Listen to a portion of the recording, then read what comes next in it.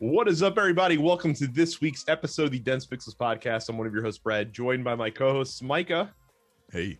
And Carrie. What up? So look, we have to start with Micah here because as we were just Micah will try anything as long as it's free. And if what Micah is playing this week is not proof of that statement, then frankly, I don't know what could be. Micah, what have you been playing this week? I've been playing Mlb the Show. I'm shocked you know what MLB stands for. Minor league ball throwing, something like that. I'm glad both of you are here because I do have a very serious baseball question. You should be baseball. I do have a very serious baseball question. Why is the game so boring?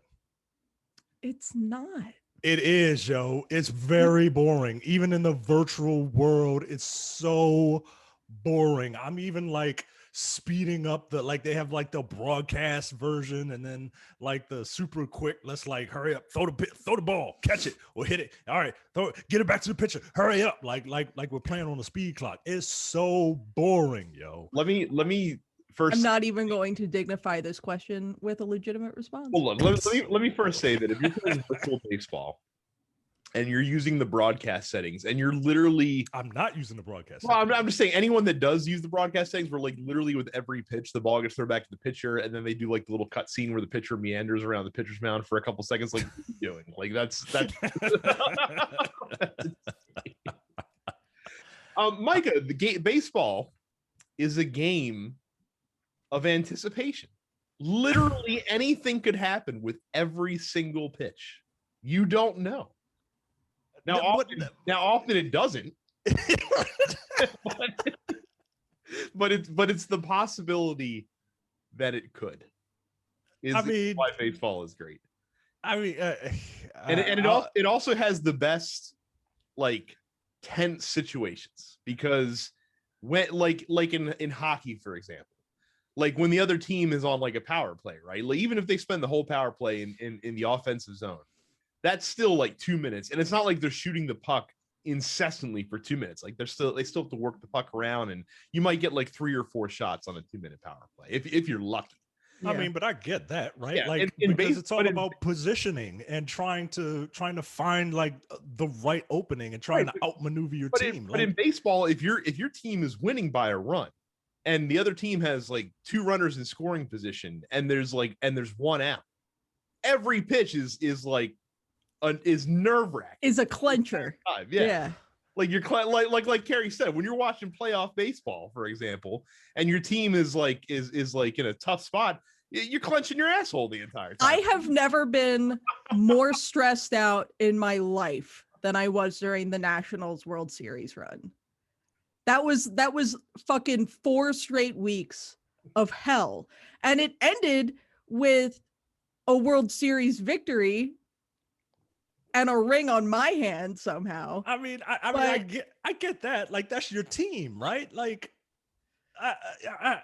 and you. Here's the thing: I can if you do not already have a rooting interest in a team, then you're not going to find the sport worthwhile.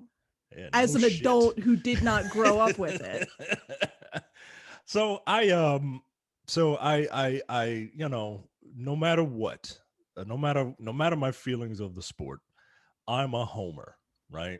So are you playing as the Orioles? I'm playing as the Orioles. Well, there's your fucking problem, man. They're god awful. Hey, what is their overall team rating in MLB? Oh God. I can't remember. I deleted it off my machine. Okay, I'm gonna look this up. It's got it. My prediction would be so like since they do have the dead last.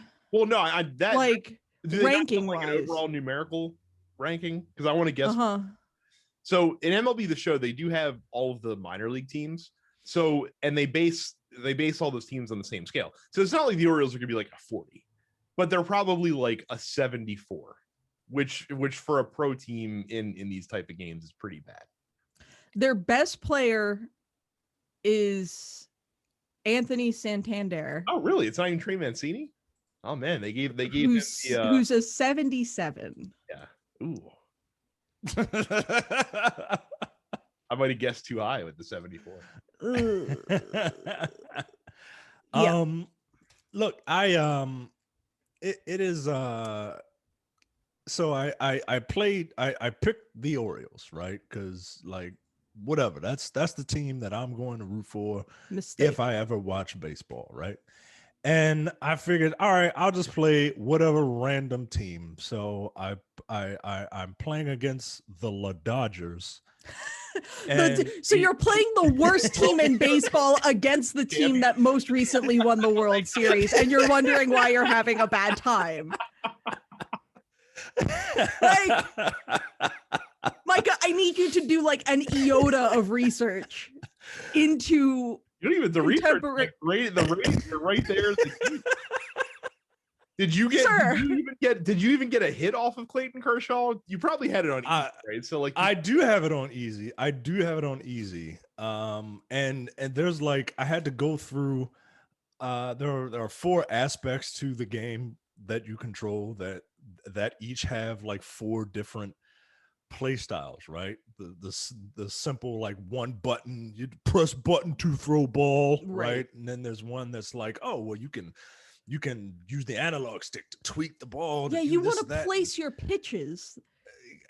That's like 80% of how baseball is. Well, I mean, you place it in the guy's hand, right? Well, in this game, they added the gesture pitching. Yeah, that's what I'm talking about. Which like, apparently is not great. Like that what EA used to do. Yeah. You know, when they were like, hey, there's a right stick. Let's use this for all of our sports games. Well, see, but you as a fighting game person, I would have felt like this system is intuitive to you, because like to throw a curveball, you have to do like a half circle on the analog stick. But you got to do it with the right. Like I'm looking at how the fucking Orioles are ranked, and they are 28th out of 30. So they're not last, is what you're saying. They're 28th in contact, 19th in power, 30th in pitching, 29th in defense, and 25th in speed. I don't know how that calculates to like an overall rating. Pretty bad is how it calculates. Looks like 73, so you weren't that far off. Wow, look at that. Off by 1. Wow. Like I've been playing these games for. The O's are fucking terrible. Can't wait to see them at the ballpark in like another week once my antibodies finish building. So this game, I mean, I suppose that if you are a baseball fan, it's not for you.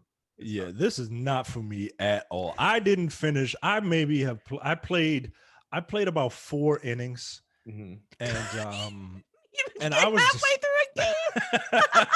I was 2-3, man. I was like, oh my god, I can't do this. But look, it's not for me. Look, the show has been around for a long time. Yeah. I'm sure if you get it, you are a baseball fan. Like they get you amped up. They got all this upbeat like hip hop music, hip hop and baseball. Like that doesn't make sense, but like, whatever. Yes, it does. Yes, it does. Yeah, no, it does. Yes, it does. I figured I would be hearing like. Micah, I need to take you to like a game once.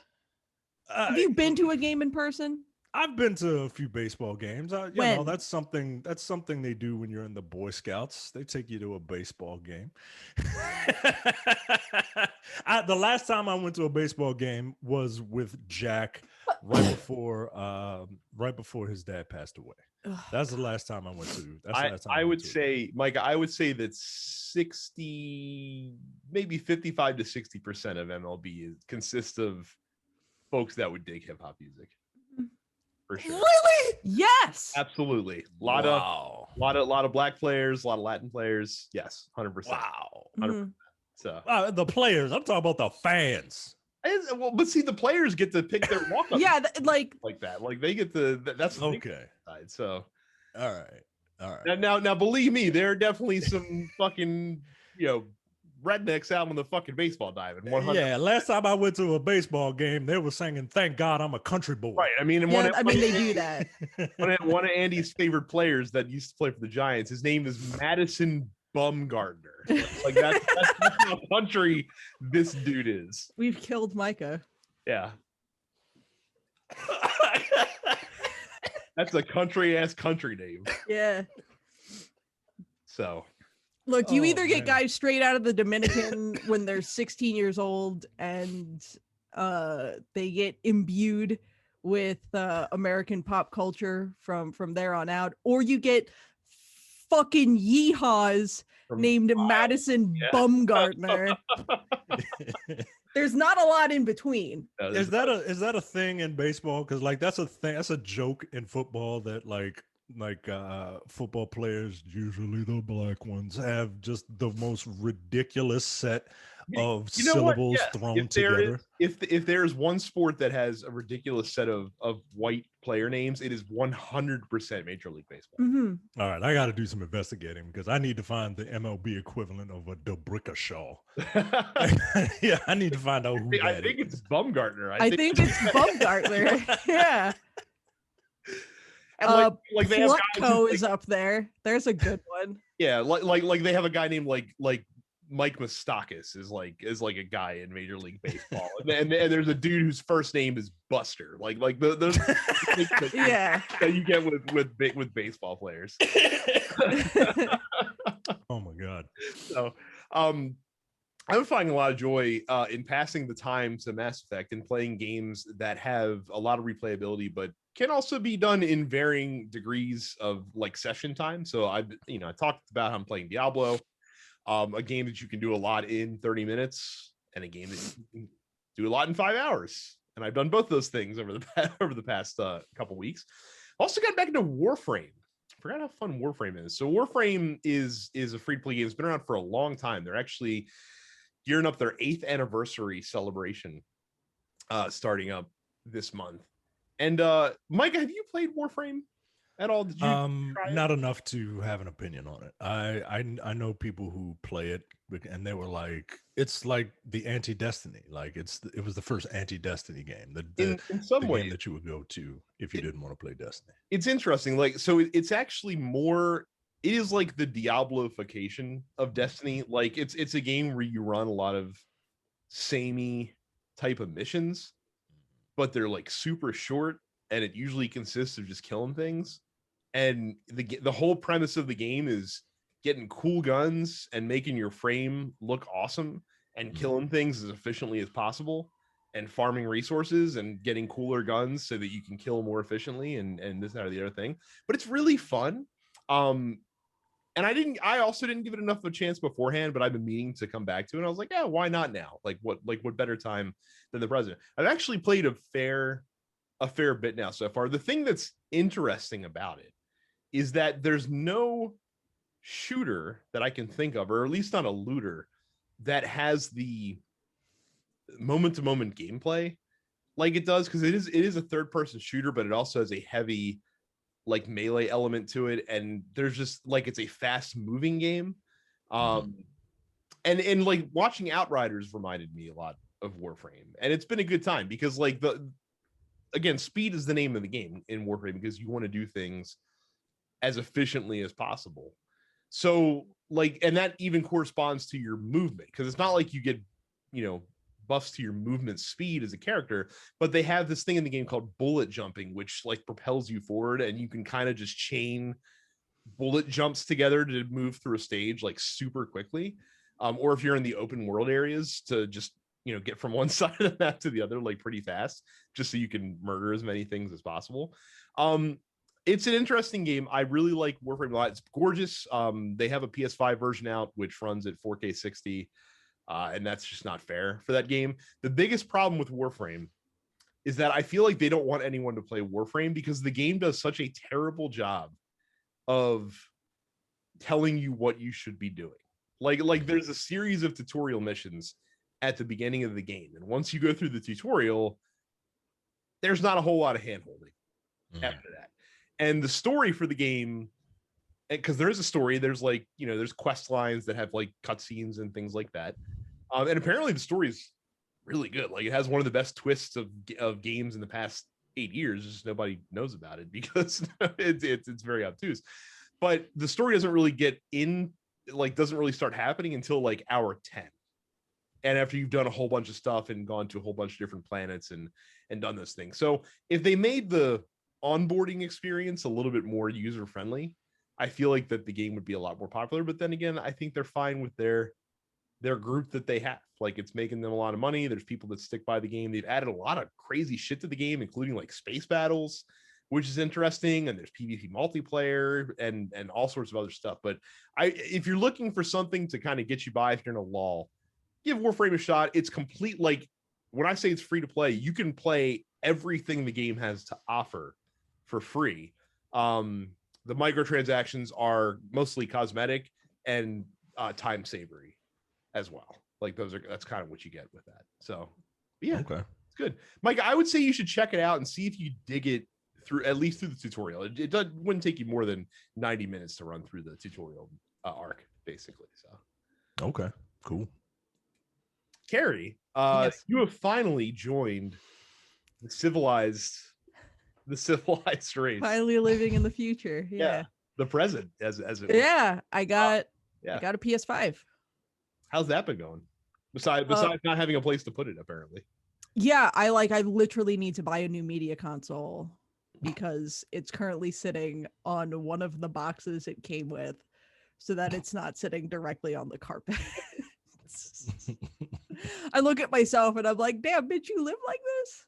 Yeah, I live like this. So what have you played on it so far? Literally just Astro's Playroom because it only came in like 2 days ago. So Okay. I haven't had really any time to like super dig into it.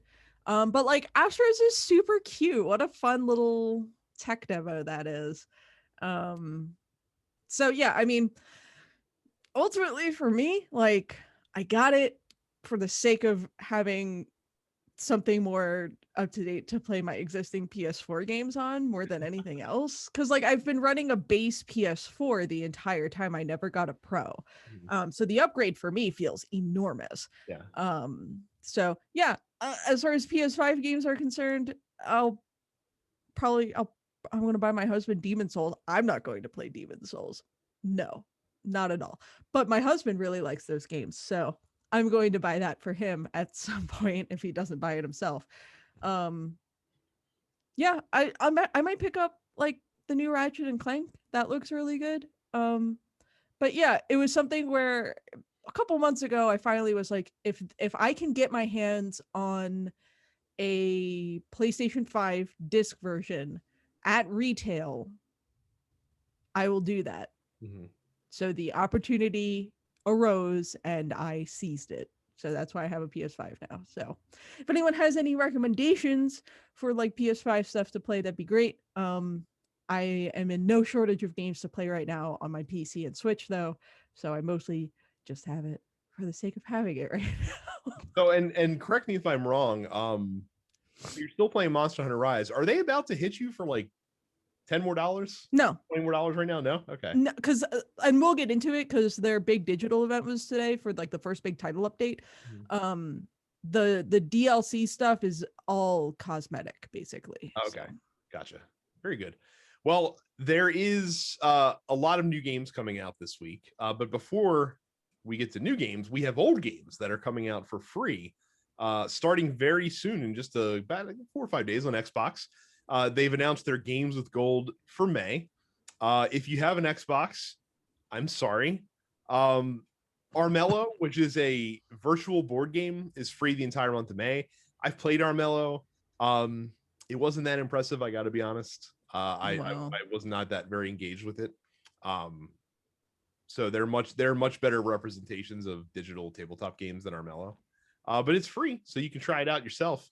Then from the 16th through the 15th, June 15th, you can get Dungeons 3, which is kind of like, Minecraft, but for RPG dungeons in many ways. It's a real-time strategy game, actually. So that's interesting. And then the 1st through the 15th of May, you can get Lego Batman for 360 for free, a game that many 360 owners probably already own because they bundled it with the system for a really long time. And then the second half of the month, you can get Tropico 4 for free. So if you've ever wanted to live out the fantasy of being a Banana Republic dictator, you can play the third oldest or the third newest Tropico game. That's great. Did we ever figure out why they do this staggered release system? No, because I guess because they want you to make sure you log in twice a month. Like that's the only thing that I could think of. Okay. To do it is, I guess they're like, oh, well, you have 15 days to play this game before the next game comes out. Like, who cares? Like, I probably only want one of these, if that, you know. Right. I mean, if the games were of a certain quality, I would log in every day to play it. Yes. Let's see here. We have MLB The Show released last week, as we mentioned, on all systems except for Switch and PC. It's really just PlayStation, Xbox. Atelier Mysterious Trilogy Deluxe Pack came to PlayStation, Switch, and PC. Buildings Have Feelings 2 came to PlayStation, Xbox, Switch, and PC. The Immortal Phoenix Rising Lost Gods DLC arrived last week as well for all consoles that Immortals Phoenix Rising is on. Scourgebringer comes to PlayStation 4 and PlayStation Vita last week. Judgment got its upgrade for PlayStation 5 and Series X, as well as coming to Google Stadia last week. Near Replicant version 1.22474487139 came to PlayStation, Xbox, and PC. Brad, I'm impressed. Yeah. Death End RE Quest came to Nintendo, or comes to Nintendo Switch this week. Now we're in this week's releases. Genshin Impact got a PS5 upgrade. Total War Rome Remastered comes to PC. Pokemon Snap Switch comes out April 30th. R-Type Final 2 comes to Xbox, PlayStation, Switch, and PC. Terminator Resistance Enhanced Edition comes to PS5. And then Returnal comes to PS5 on Friday, a game that is getting a tremendous amount of buzz with all the previews that came out last week. Yeah, all of the early reviews appear to be very favorable for Returnal. So yeah, have you seen any of the previews? I saw one headline that said Returnal finally feels like a PS5 game. I haven't been paying attention to it, mainly because I don't want to get excited for it. Because I'll end up buying it. Yeah, but this is one of those, again, this like a digestible game that you can put down and pick back up. Like, it's that. Is it? I don't know anything about this game. So it looks like a survival horror game. So this is the best summation based on everything that I've seen. The best summation that I've come up with, or that I've seen, I should say, was from Blessing Adeoye on Kind of Funny, where he said it was Hades meets Control meets Metroid. I read someone describe it as Toho, but in 3 dimensions. And that scares the shit out of me as someone who used to play a lot of Toho. Yeah, I don't know. Yeah. So you do runs? It is a roguelike game, essentially. Yes. Where you're going through different arenas, where you pick up different weapons along the way. You're trying to get deeper and deeper as the upgrades that you get are not like character upgrades. You get like environmental upgrades, basically. So like you'll unlock stuff in the first area that makes it easier to traverse through the first area the next time you go through. And apparently there's this weird like mind-bendy story that's associated with it. Because the theme of the game is very like Edge of Tomorrow-ish in a lot of ways. But it looks interesting. I didn't really know what to expect from it, but the previews have me much more excited than I probably expected to be before this game came out. I'm actually quite looking forward to it. Probably going to pick it up on Friday and play it this weekend and see how that goes. All right. So I need you to be completely honest with me when you tell me when you play this game. There you go. Well, that's what's new this week. Go to densepixels.com/fans. We're all on Discord over there. It's a rip rollicking good time. The app is I kind of like the app. I think we need to, this show specifically, we have the potential to really interact with the fans playing certain types of games. So I think that's something that we should strive to do this year. I'm saying that, but I'm saying it to myself because I'm the one that probably wouldn't do it. But now that I've said it, I'm urging you all to hold me to task. But yeah, we're all on Discord. So go to densepixels.com/fans to get an invite. Go to youtube.com/densepixels to come and see what we look like. You can I'm being engulfed in toys because I'm a child. And Brad has a new camera location. And I don't know what the hell is going on in Carrie's background, but there's something blue over there.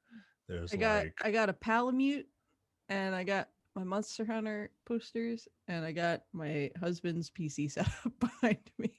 There you go. So go to youtube.com/densepixels. You might get to see Carrie's husband walk in and start playing games. That's happened before. Or, I mean, doors closed now. Usually you see my cat walk in, like, oh yeah, the cat, because the cat food is over here. Yeah.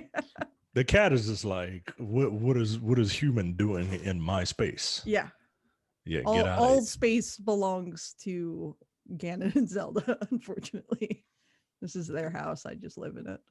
Subscribe to all of the TMP Studios podcasts, wherever you get your podcasts, including the Nerdpocalypse, Black on Black Cinema, Coming Distractions, and the weekly preview episode of the Look Forward Political Podcast. If that's not enough, go to densepixels.com/premium for $5 a month, $50 a year. You get access to the premium slate of content, including the airing of grievances, which I am going to try to convince Jay that we need to do because we are still in season 7 and I want to be done. No Time to Bleed. There's a movie picked out. I don't know if we scheduled when we're going to do it. But there's a movie picked out. The Men with the Golden Tongues. There's an idea, a really good one. And Brad and I will make time to talk about it. Upstage Conversations. What is the last episode of Upstage Conversation? That, we did How to Succeed in Business Without Really Trying, which is my favorite musical. Be Born a White Guy. Mm-hmm. I mean, that gives you a leg up. It's not a guarantee. I'll think so. But you know, yeah, I gotta talk to Brad about doing about next how to episode. Succeed in business without even trying. how to do thing about doing damn Yankees. Oh yeah, that's right. Tis the season. Tis that about the baseball. Season, it is about baseball. In fact, about the Yankees. It's mostly about the Senators, actually. True. Yes. Who the hell is Senate? All right, you know what? You got time? We don't have time. We have a lot of news to get through. And you can also get the full episode of the Look Forward Political Podcast. Trivia fact: the Look Forward Political Podcast there was a beta version of the Look Forward Political Podcast, and it was called Ebony and Ivory Politics.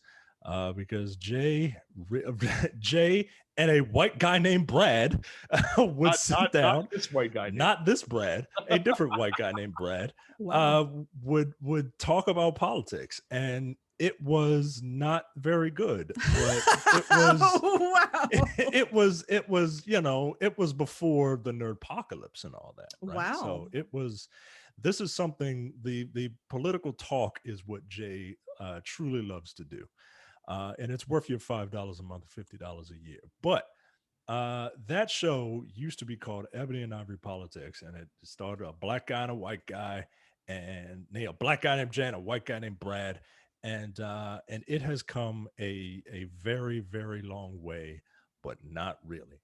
And this next episode is going to be Ivory and Ivory Politics, because they got they're getting rid of the ebony for just one episode.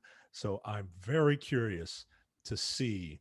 I'm very curious to hear a white man's opinion on politics. It's something you've never heard before. There's not enough of them out there. When are the white men going to be able to talk about politics? On this week's episode, best mayonnaise brands. How to indulge in your privilege, and much more. So densepixels.com/premium. It's jokes, folks. It's jokes. speaking of things that aren't jokes, this is a surprising news. This is wild. Yeah, Nintendo decided to update Super Mario Party, a game that came out 2 years ago, with online compatibility, which is something the original game did not have. Of course, they waited till pretty much the end of the coronavirus pandemic to prioritize this. But hey, it's there now. Apparently, all but 10 of the 80 mini games that exist within Super Mario Party can now be played with your friends online.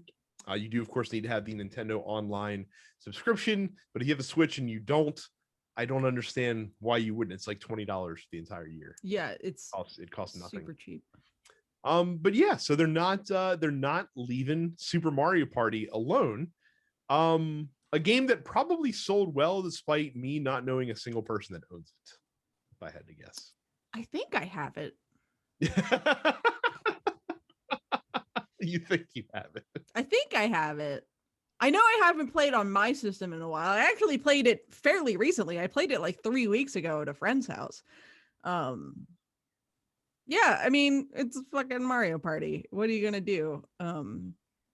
It's probably almost better that they waited until after this pandemic's almost over, because had this been released at the start of the pandemic, there would have been some irreversible damage done to friendships as people turn to Mario Party for their social interactions. I mean, there's already enough of that going on in Mario Kart. That is also true. Yeah. Mario Party. Good on them to not leave this game in the dust, I guess. Yeah. I don't know if it's going to really move any more copies, but hey, it certainly is out there. Fujifilm was known for having a cool printer that you could use back when Pokemon Snap first came out, back when. Well, they've collaborated with Nintendo on a Switch-themed version of the Instax Mini Link printer, which will let you print Switch screenshots, try saying that 3 times fast, through a smartphone app on your phone for the low price of $100 US.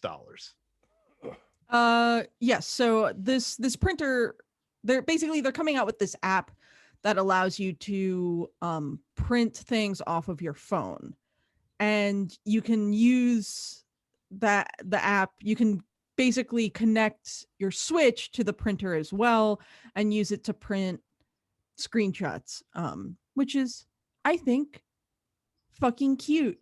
As someone who's very much looking forward to Pokemon Snap, and I never had the opportunity to take my Pokemon Snap cart to Blockbuster and plug it in and use it to print off a sheet of very teeny tiny little photographs from the game. So yeah, I mean, this is cute. I mean, they're doing a Switch themed version of the Instax Mini Link printer, which otherwise lets you print things off of your phone. And then there's a Pikachu version that's like an extra $20. I can't believe that, like, the modern day equivalent of Polaroid still like exists, because this is a thing that just exists. Like, this is a product that they just sell. Anyway, so yeah, like the Instax cameras are like really popular. I don't know, it's cute. Who doesn't like having an instant little physical photo? Like, there's something different about having something that you can actually hold and like immediately put up somewhere, I think, rather than just something on your phone. I don't know. Look, am I about to spend $120 on this Pikachu printer as soon as it becomes available for me to order? You're goddamn right. No hesitation. My only issue with this is that it's printing things in portrait and not landscape. Like it just annoys me. Like, I'm assuming you can rotate the picture before you print it, but if you can't, that's party foul. That is not good. Well, if you can print Switch screenshots, I'd have to imagine they can print landscape as well. I would hope so. Yeah, please God, because I'm looking at all these portrait shots and no, don't like it. So despite the fact that seemingly no one is able to get one without having to wait several months, a la Carrie, the PlayStation 5 is now the fastest selling console in the history of the United States, both in dollar amount and unit sales, in 5 months on the market. In 2020, the system sold 4.5 million units around the world. And Sony has said that by the end of March, they were on track to have sold over 7.5 million PlayStation 5 systems. Of course, the supply is still not meeting the demand. It's still getting scalped like crazy on gray markets, which is very unfortunate. But very successful, the PlayStation 5. Does anybody know the difference between fastest selling and best selling? I'd have to imagine. No, I'd have to imagine. Like if you're looking at the similar timetable, they have to mean the same thing, right? Because what I'm trying to piece together what this tweet is saying, Nintendo Switch was the best-selling hardware platform for both units and dollar amounts during the month of March during the first quarter. But I think they're basically looking is... at the same sort of quarterly time period. Like if they're looking at like the first fiscal quarter or whatever of these respective systems, it's going to be how many units did they sell in that period of time after launch. Does that make sense? Whereas like overall best selling of all time, like, okay, cool. Like the Wii is still probably the single best selling console of all time, but that's over the course of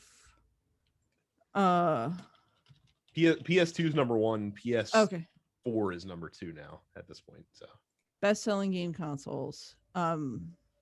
Okay, I thought Wii was still up there. I mean, Wii is still up there. So I mean, PlayStation 2 sold 155 million units, but that's over the complete lifespan of the console. Yeah. Whereas I think with this fastest selling thing, they're just looking at like they're comparing the same period of time for two different systems. I gotcha. Look, I'm very happy for people who wanted one, who can finally get one. Who weren't chosen by Sony, like your boy here was, who wasn't given the golden ticket. The velvet rope opened for me because I spent too much money. I spent too much money and got lucky, or as the religious say, blessed. So, #blessed. #blessed and highly favored.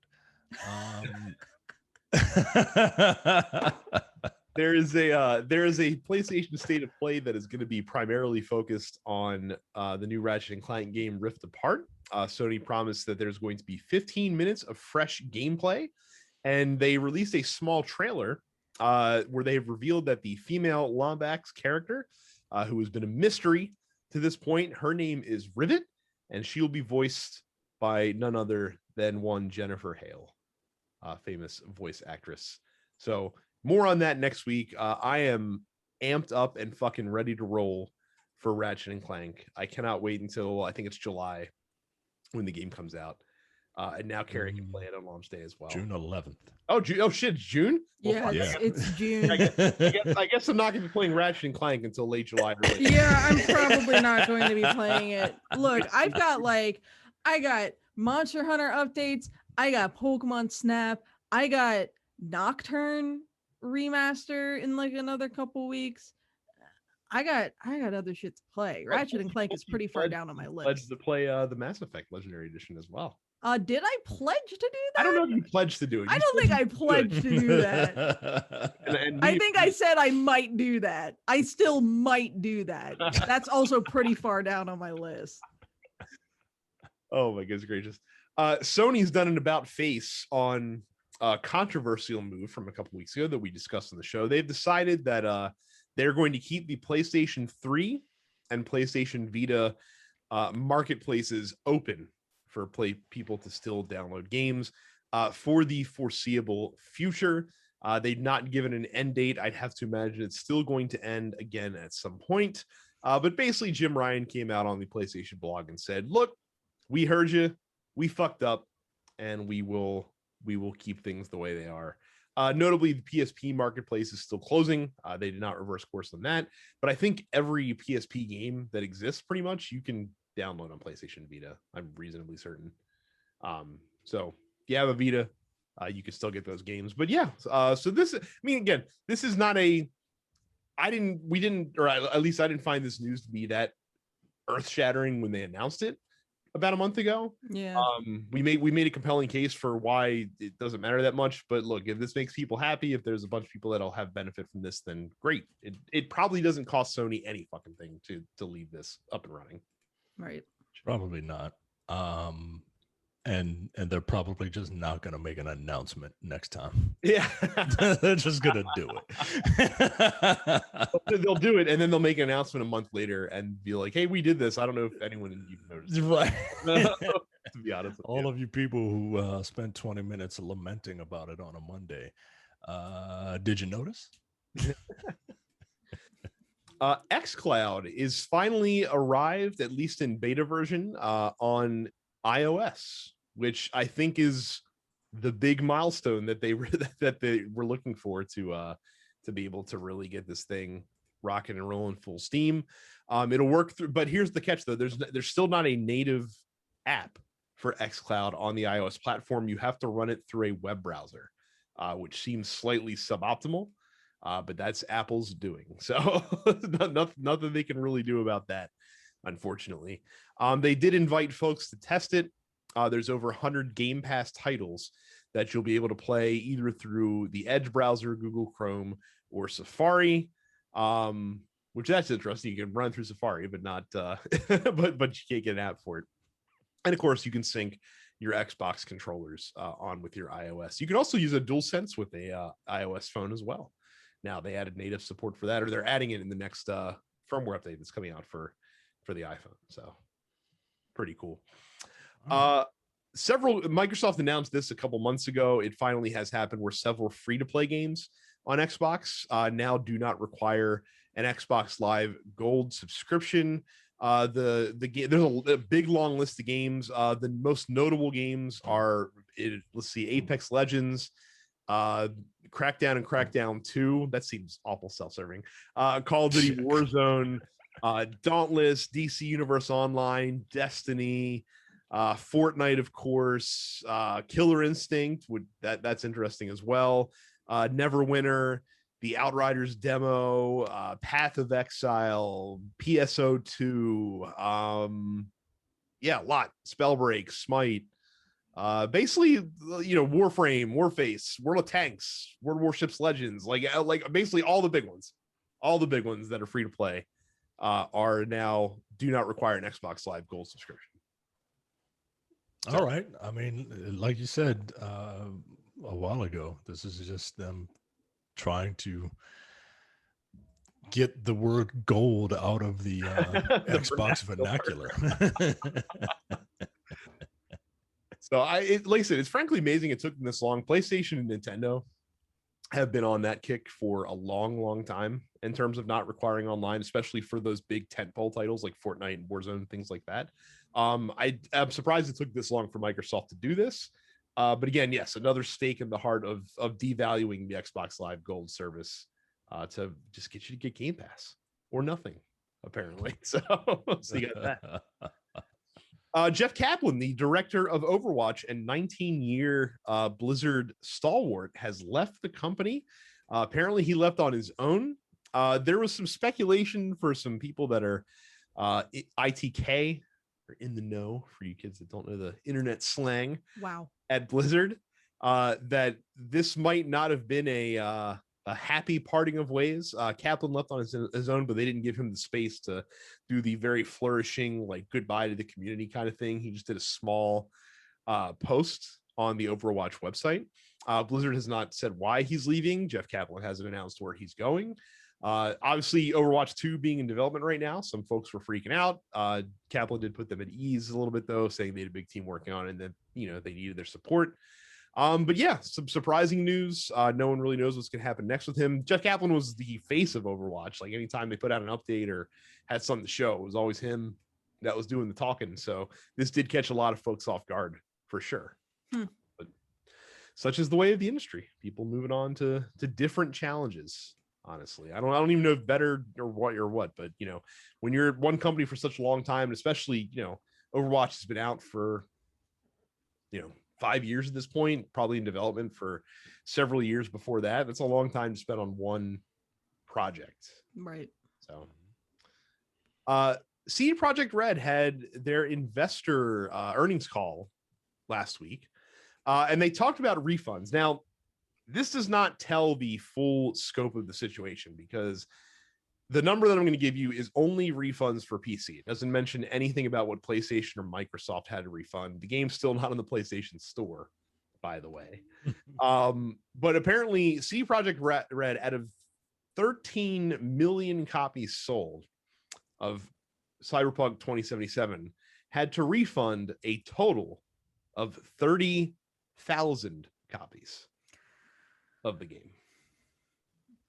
I wonder if that number includes, because Steam's refund policy, it's like if you play less than like 2 hours of something, you can return it through Steam or whatever. Mhm. So I wonder if that number also includes that. I want to say it probably doesn't, because that's like a Steam refund rather than a CD Projekt Red refund, because they had to set this up after everyone was like, this game's fucking broken. And then they had to like expand the refund program. So this feels like a number that probably only extends to PC players that went past what would otherwise be the point of no return on Steam, and then decided that they wanted a refund because the game was fucking broken. So yeah, this feels like a number that they're telling shareholders to assuade their yeah, the real, like, the number in actuality probably a lot higher than that. Yeah, I think the number is higher, but I don't know if it's gonna be like I don't know if it's gonna be something earth-shattering, right? No, I don't think it's going to be like a million refunds, but like it's something where it's like, if they're like, they said we sold 13.7 million copies, but we only issued 30,000 refunds. But then that refund again only applies to PC users that likely got past that point of no return. Are they counting the initial, like, are they counting the people who did refund through Steam after 2 hours? Or those counted as an initial sale? Like, the numbers here feel very fudged. Yes. I would probably anticipate that the total number of refunds across all systems that Cyberpunk was available for is probably closer to like 150, 200,000. That sounds, I feel like that sounds correct. I think reasonable. I think what's interesting with Cyberpunk, I wonder what their knock-on sales, like how badly those were damaged, because the game not being on, you know, the most popular home console platform right now seems that would be not good for business. And I want, like, so they've sold 13 million copies so far. I feel like, correct me if I'm wrong, like that was pretty much the number we were hearing like 6 weeks ago, pretty much, right? Like, it doesn't seem like there's been a whole lot of movement as far as sales on the game. And again, not being in the PlayStation Marketplace, I feel like is detrimental. They apparently also announced that they are not going to be not working on bug fixes anymore. Like, they're moving on to developing additional content for the game.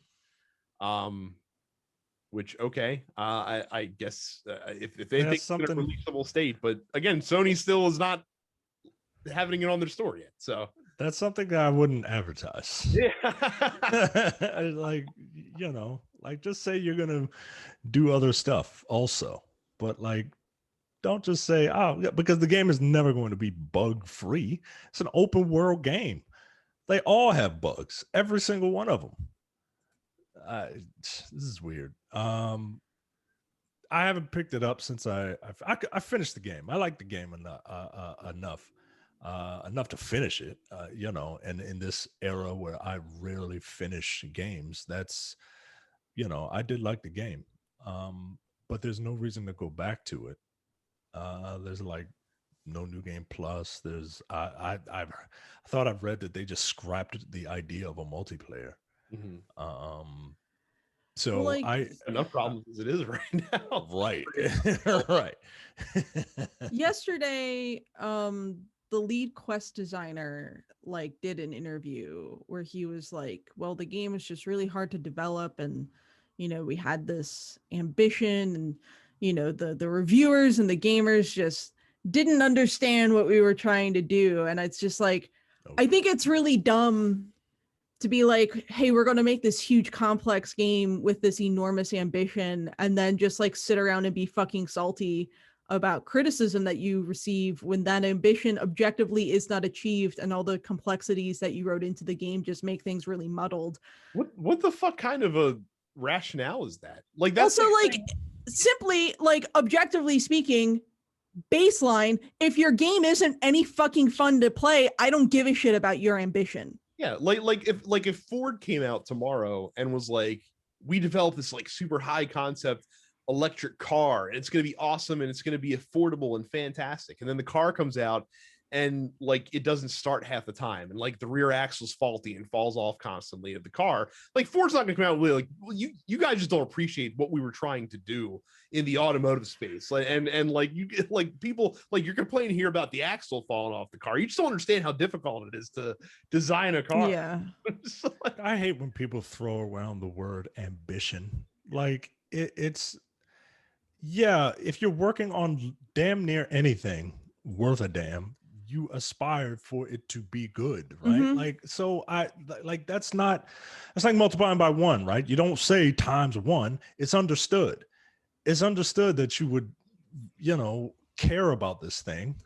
But when people throw around the word ambition, it makes me feel like they just didn't give a shit. Well, we have a lot of ambition. We want to make this game the best game ever. Well, yeah, shit, yo. It would have been one thing if they had released it as an early access title, and then outright said, we have this ambitious idea and we want to work with our community to build it into something that is grand and worth playing and sets a high bar for the next generation of games. But they didn't fucking do that. They hyped the shit out of it for years and years and years. They let the marketing completely spiral out of control. And then the game comes out and it's a buggy, for many people, unplayable mess of a game. Like, I don't understand how CD Projekt Red can fucking sit here and just be as salty as they have been about the response to the game, instead of being like, you know what, maybe we bit off a little more than we could chew and we're going to work on fixing it. They haven't done that. They've just been like, well, maybe you just don't appreciate what we've been trying to do. Like, go fuck yourself. Well, and that's the thing, is like, it's not like they're alone in this space. Like, take, Red Dead Redemption 2 is an ambitious title. Grand Theft Auto 5 in how it's constructed is an ambitious title. Destiny was an ambitious title. When it like all this shit is full, like, ambition exists in the game industry.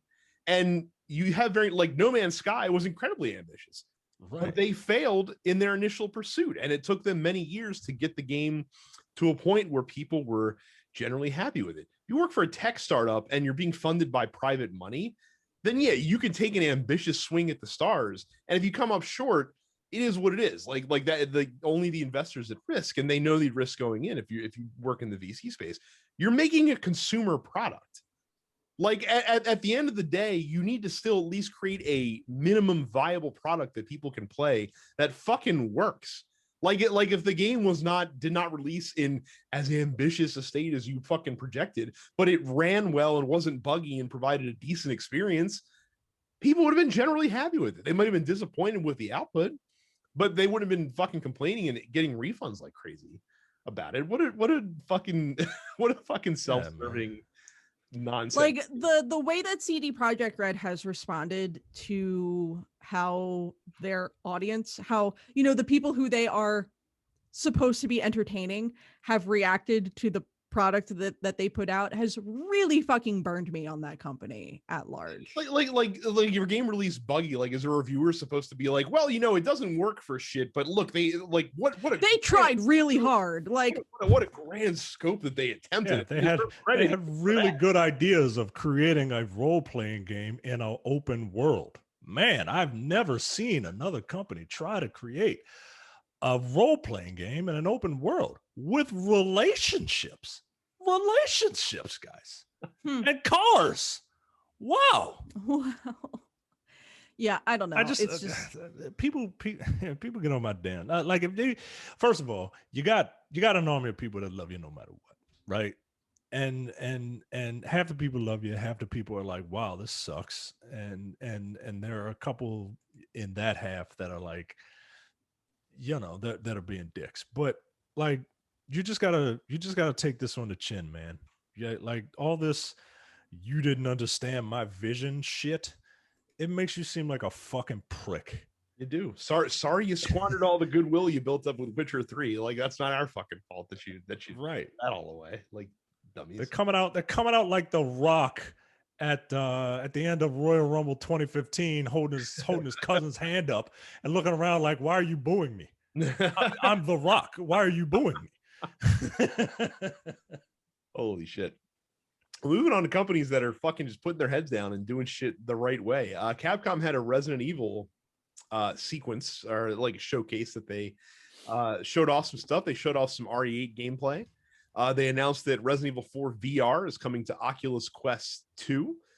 They showed off the Mercenaries mode in Resident Evil Village. They showed the trailer for the new Resident Evil Netflix CGI series that's coming out.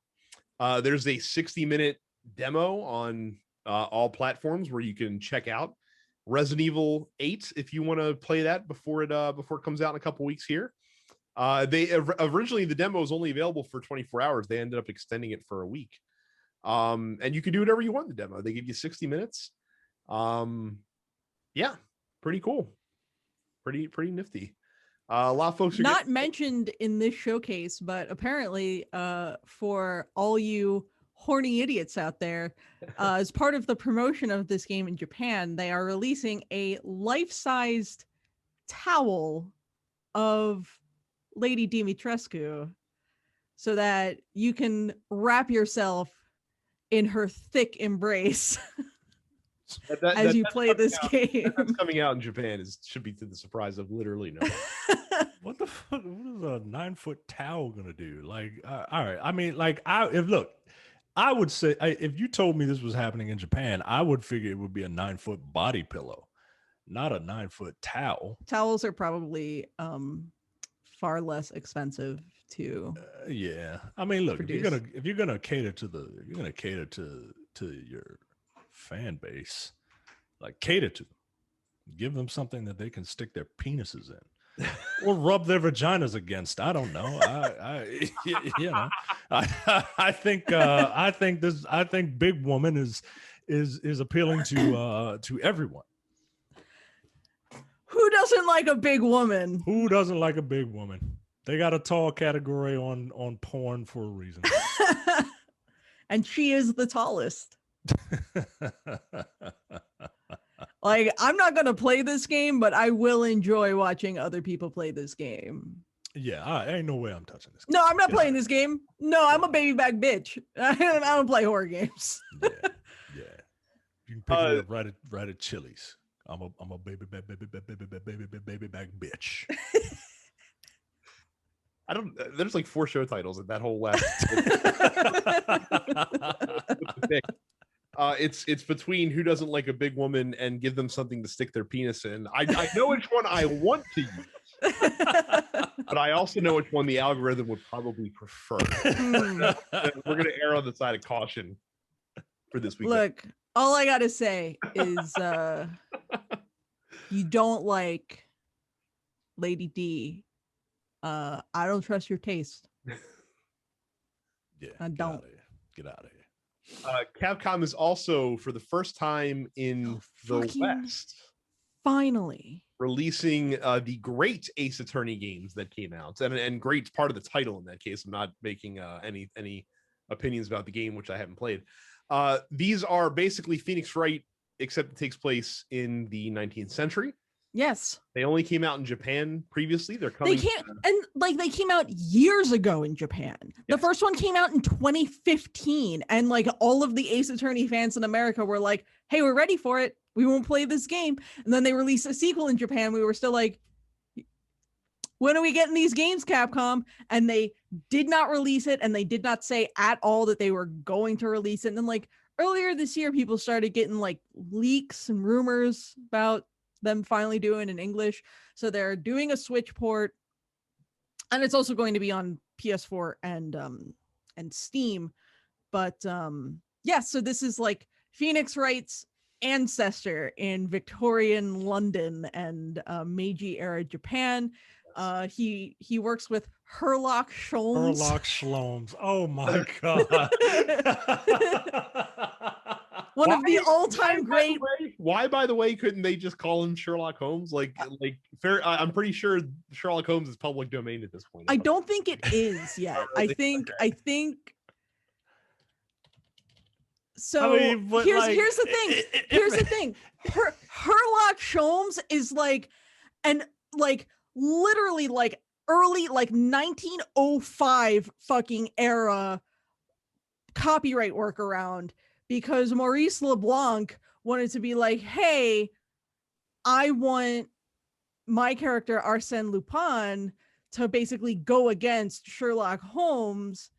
And the Sherlock Holmes estate was like, no.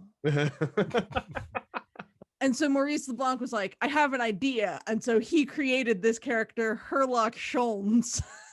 Come on, yo. He should have just done the Simpsons thing. Or was like, he's like, I believe his name will be Sherlock H. He's like, no, that's far too obvious. How about S. Holmes? Yeah. So Herlock Sholmes is a vintage copyright law workaround, and I'm glad to see Capcom go the same route. But yeah, it's super cool. They're releasing both games in a single collection called the Great Ace Attorney Chronicles. They're also doing a full collection of the two Great Ace Attorney games with the rest of the Ace Attorney visual novel collection called the Ace Attorney Turnabout Collection. So that's both Great Ace Attorney games, or Dai Gyakuten Saiban, whatever you want to call them. And then the first three games of the Ace Attorney trilogy as well. So that's 5 visual novels, 1 collection. I hope the fact that Capcom is finally releasing the Great Ace Attorney games means that they will go back and finally translate the fucking second Ace Attorney Investigations game. Because they did the first one, and it was really fun. And again, like, the Ace Attorney fan base has been sitting here being like, when are we getting this other game? Fucking radio silence from Capcom on that shit. So who knows? But I was hype as shit for this. I need you to tell us about the Monster Hunter Rise DLC update that's coming out. Yeah. So this morning, Capcom did the first title update preview for Monster Hunter Rise. Before I get into that, they also went into the Monster Hunter Stories 2 Wings of Ruin. That comes out in July. There's some crossover content happening between Stories 2 and Rise, basically just like layered armor. So it's like if you have save data from one game and you start the other, you'll get some shared content. So that's fun. But yes, literally 25 minutes from when I am speaking right now, the first title update comes to Monster Hunter Rise. So you get a few key returning Elder Dragons. You get Chameleos, who is an asshole. So it's like Chameleos, he's based on a chameleon, and he can sort of turn himself invisible. I think he can also poison you. I don't know. I haven't fought Chameleos before, so that's super fresh for me, even though he was first introduced in Monster Hunter 2. And then they're also bringing back Teostra and Kushala Daora. Again, other Elder Dragons. So sort of super challenging monsters. And then the thing about Rise is you have these like apex versions of other large monsters. So we now have Apex Rathalos being the red dragon, who's the flagship monster of the franchise.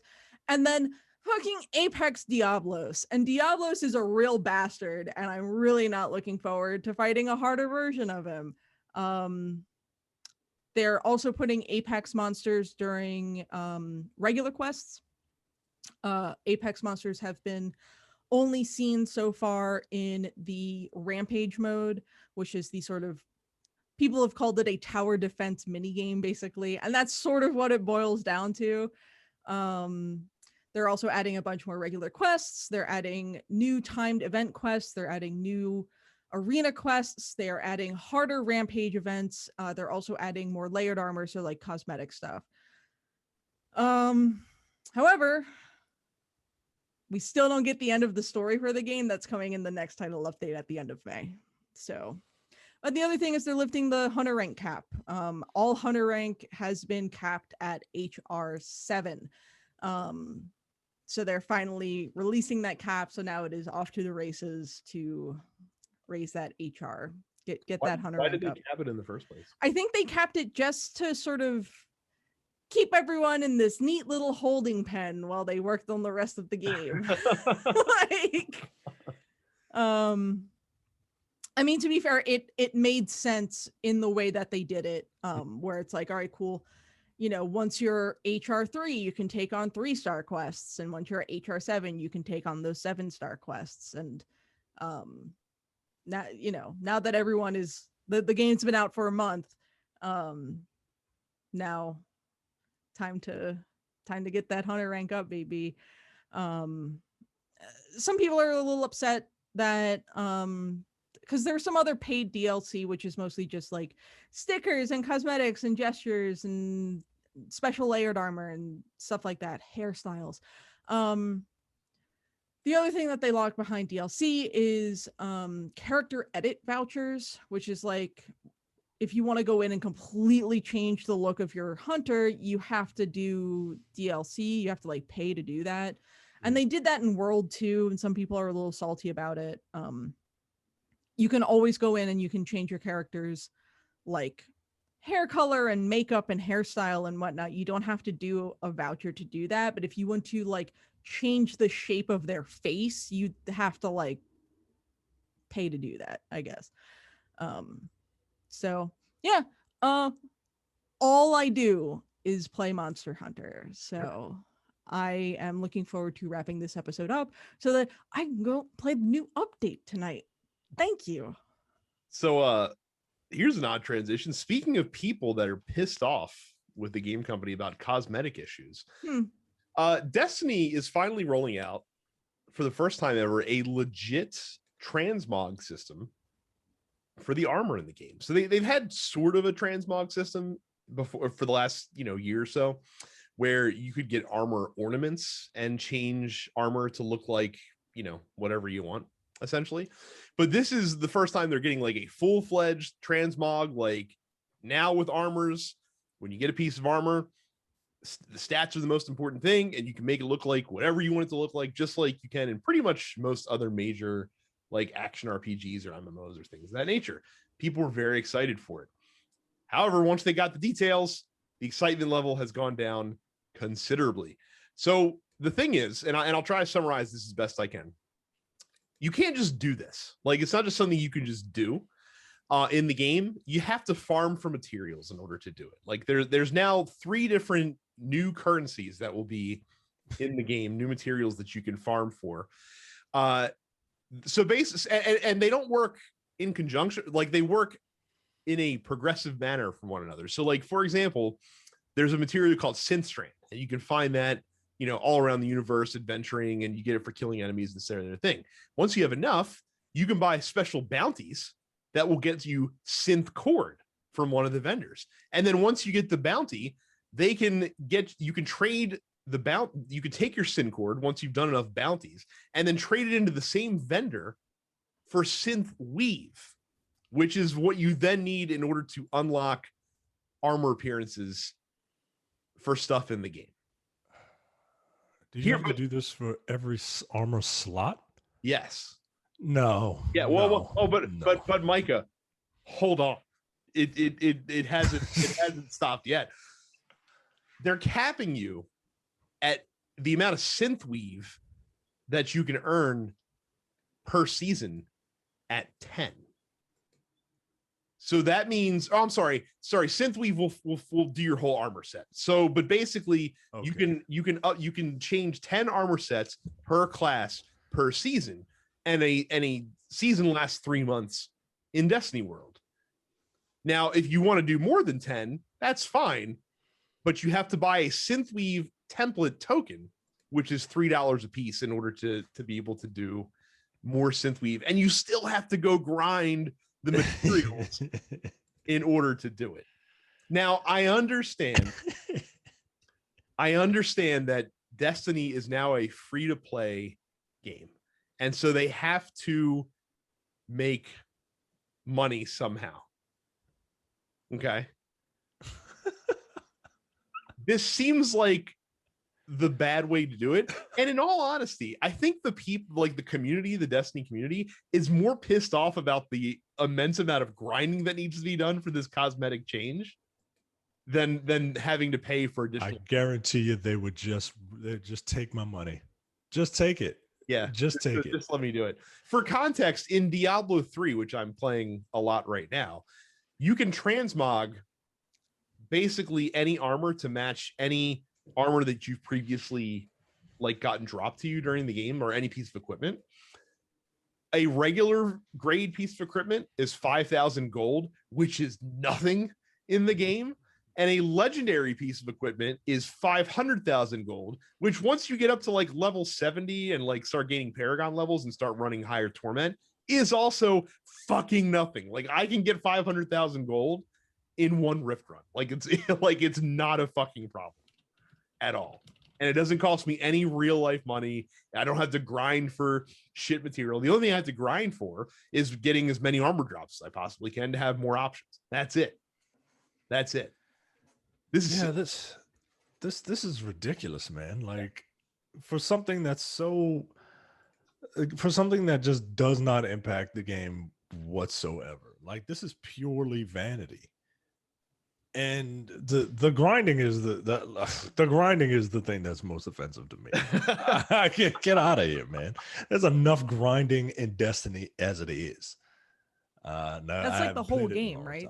Right, like you're just. But I mean, that's half the game, right? But this grind in particular, like going out into fucking patrols just to kill things to get a currency that you then have to go back and run bounties, and the bounties pretty much usually consist of going to kill more patrol for more currency, is not the fun grind. Like if you're going on missions, if you're doing strikes, if you're running in Crucible, if you're doing like specific like purpose-filled things in the game, that's when the grinding is fun, when you're doing activities. When you're just running around doing bullshit, that's not the fun grind.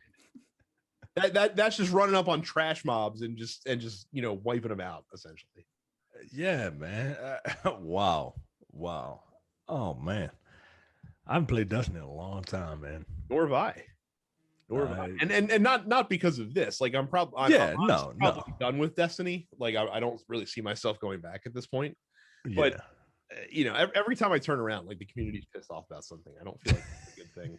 That's a good thing. And you can never tell, right? Because sometimes it's something just like this, and sometimes it's just like they nerfed my gun, bro. Like, all right. And to be fair, transmog is completely optional. They're not removing anything from the game. It's an addition to the game, and they've kind of had a similar system in place for a long time. But are they getting rid of that system? I'd have to imagine so, yeah. Like if that's the case. But just let people just fucking dress up how they want to. Yeah, it's not like you can see your character. Get in the tower. Yeah, you just gotta you gotta go through all of this, right? You gotta go through all of this just to hang out in the tower. Okay. believe it or not, more news still. Amazon has canceled the Lord of the Rings MMO that it announced a couple years ago, but not for the reason that you might think. Apparently, this is a pissing match with Tencent Studios that caused this cancellation, essentially. So they were working with a developer based in Los Angeles called Athlon Games, who is a subsidiary of Leiyu Technologies. This is the company that owns Digital Extremes, who are the developers of Warfare. In December, Tencent bought Leiyu, and that forced contract negotiations over the Lord of the Rings MMO. And basically, I guess Tencent wanted more money from Amazon, and Amazon was like, go fuck yourself. And so that led to the game being canceled. It sounds about right for both Amazon and Tencent. Yeah. So this sounds very par for the course. Yeah. So like I said, ultimately a financial pissing match between two of the biggest companies on the planet is why we're not going to get a Lord of the Rings MMO. Going the other direction, Apex Legends has added a brand new permanent mode to Apex Legends. It's called Arenas, and it's basically taking all the characters from the game and the weapons from the game, the shooting mechanics, and putting them into a 3v3 tactical shooter package. That's going to be an alternate game mode that's going to exist alongside the Battle Royale game. It's gonna, if you've played a tactical shooter like Siege or things of that nature, it's gonna sound very familiar. It's a round-based format. To win a round, you have to eliminate the entire opposing team, and whichever team wins the most, gets to the certain round target first, is gonna win the game. But you're still gonna have all the character abilities that you have in Apex Legends, and you still get all the gunplay and all that jazz as well.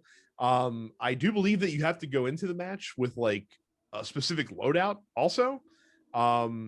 Or actually, I'm sorry, no, it still does work like Apex, or it's sort of like a battle royale. So apparently at the beginning of each round, there's a buy phase where you can use credits that your character has to purchase your weapons and upgrades and stuff like that. And then your inventory gets wiped out at the end of each round, essentially. So it's an interesting twist, kind of a hybrid of two modes that we really haven't seen before a video game. I think this is pretty cool. It's not enough for me to get in Apex Legends because I don't have two other people to play it with to try this out, nor am I any good at the game. But I think it's pretty nifty that they're adding a mode like this into it. All right, not bad. Finally, yo, yeah, yo, indeed, yo, Noid. There is a video game crossover that we never thought we'd see. We once thought that Mario and Sonic would be like the dream team up that we would never get, and then lo and behold, we got them, but just in shitty Olympic themed video games. But this one I don't think anyone saw coming. So in Crash Bandicoot On the Run, the mobile runner that currently exists, that's out there right now, a new mini boss that will face Crash Bandicoot is the Noid, the Domino's Pizza Noid, which went out of vogue back in the early 90s. Now, for those of you that are saying, what the fuck does the Noid? First of all, many of you are probably saying, what the fuck? What is the Noid? I feel like that's something worth explaining. Is like what a weird time like the late 80s, early 90s was, that we were so attached to like food mascots that we like turned them into pop culture icons, between the Noid and like the California Raisins the and like the cool 7-Up spot. the cool spot. They all had video games, and some of these games were quite decent even. I had that cool spot game. Good, so yeah. No, you're not kidding. For those of you that don't know, the Noid was basically like the Domino's Pizza version of the Hamburglar. Yeah. He tried to steal Domino's Pizza all the time. He didn't last, like I said, past the early 90s, essentially. But he did last long enough to get an NES video game called Yo Noid, which came out back in 1990. 2 games. Oh, yeah? He had a 1989 game called Avoid the Noid. Oh, it was on the MS-DOS. That doesn't count. And then you had like an NES title of Yo Noid. Yeah, that's now he can fight Crash Bandicoot. Sort of. Yeah, they really did make a California Raisins NES game, though. Yes, they did. You are 100% correct. Yeah. Not only they the Grape the Escape California Raisins, but the California Raisins were like wildly popular. Like they were a fixture on Saturday morning cartoons back when Mike and I. Yeah, man, they were like the Four Tops. They were like they had band. a Christmas special. They sung. They did.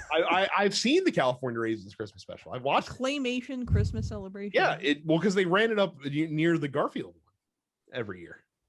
Oh yeah, for a couple of years there. So yeah, I mean, I was like but a wee bab in the early 90s, but I do have some like wisps of memory of like Noid commercials and California Raisins on television. Thanks, Reagan. I mean, that's all that shit is. Hey, let's just regulation. What the fuck that? You want to? Hey, sell this. Create this character and just sell these pizza characters using a weird man in a bodysuit with bunny ears. Joe Campbell used to be a thing. Remember Joe? Joe Camel, yo. They used to have Flintstones selling cigarettes, man. Yeah, like for real though. Like I remember the Joe Camel commercials in like the early 90s before they were like, you are not allowed to sell cigarettes on television. Like, what the fuck? Sitting around with my fucking Dunkaroos and watching cartoons as a kid. Watching cartoons that as an adult I realize are not appropriate for children. Boy, am I glad we've advanced past this era of unfettered capitalism. Micah, take it away with the ad.